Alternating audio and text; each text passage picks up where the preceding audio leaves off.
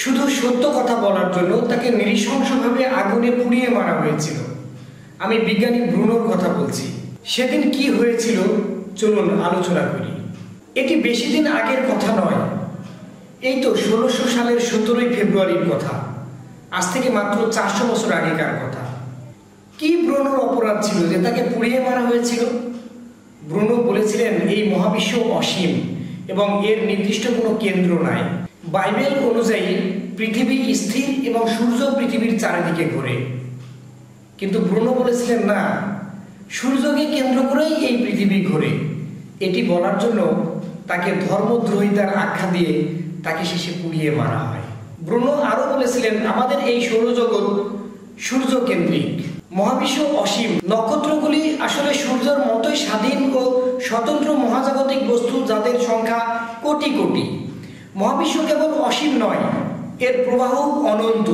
আর পৃথিবী বিশ্বজগতের কেন্দ্রে অবস্থিত না হলে আর দূরবর্তী নক্ষত্রগুলো সূর্যের মতো বৈশিষ্ট্য সম্পন্ন হলে মহাবিশ্বে আরো গ্রহ আছে, অর্থাৎ আরো পৃথিবী আছে এবং সেখানে আমাদের মতো প্রাণীও থাকতে পারে। তিনি একজন ইতালীয় দার্শনিক এবং ধর্মযাজক এবং বিশ্বতত্ত্ব বিশারদ। তার এই মৃত্যুতে অনেকে মনে করেন তাকে শহীদ হিসেবে গণ্য করা হয়। ব্রুনো 1548 সালে ইতালির ভিসুভিয়াস যে পর্বতমালা তার কাছেই নোলা নামের যে শহর সেখানে জন্মগ্রহণ করেন। সে সময় প্রোটেস্ট্যান্ট ধর্মের উত্থান হয়েছিল এবং ক্যাথলিক চার্চ বিভিন্ন ক্ষেত্রে তাদের প্রভাব বিস্তার করার চেষ্টা করেছিল। আর এই অপব্যাখ্যার কিছুর বিরুদ্ধে দাঁড়িয়েছিলেন জিওর্দানো দা ব্রুনো। 13 বছর বয়সে ব্রুনো নেপলসের সেন্ট ডোমিনিকান স্কুলে ভর্তি হন এবং তিনি 10 বছর এই স্কুলেই পড়াশোনা করেন।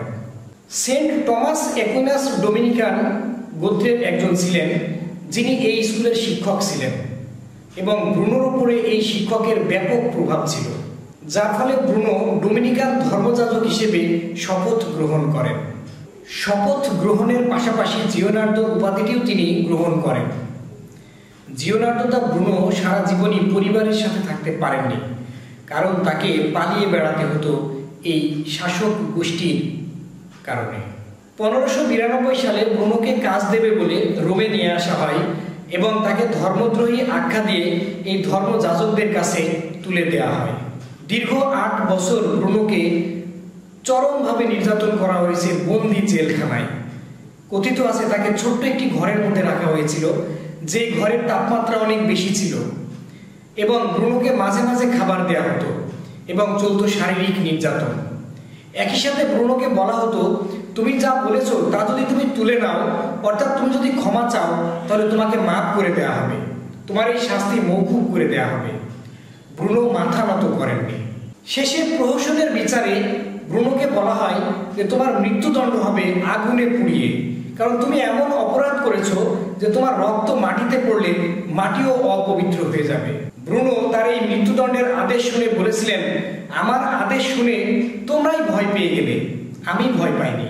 মৃত্যুদণ্ড দেওয়ার সাথে সাথে তার ঘাড়ে লোহার কপাট লাগিয়ে দেওয়া হয়, তার জিহ্বা ফুটো করে দেওয়া হয়, তাকে টেনে হিঁচড়ে নিয়ে যাওয়া হয়, আগুনের কুণ্ডলিতে নিক্ষেপ করা হয়। ব্রুনো তখনও বলেছিলেন পৃথিবী সূর্যের চারিদিকে ঘুরছে।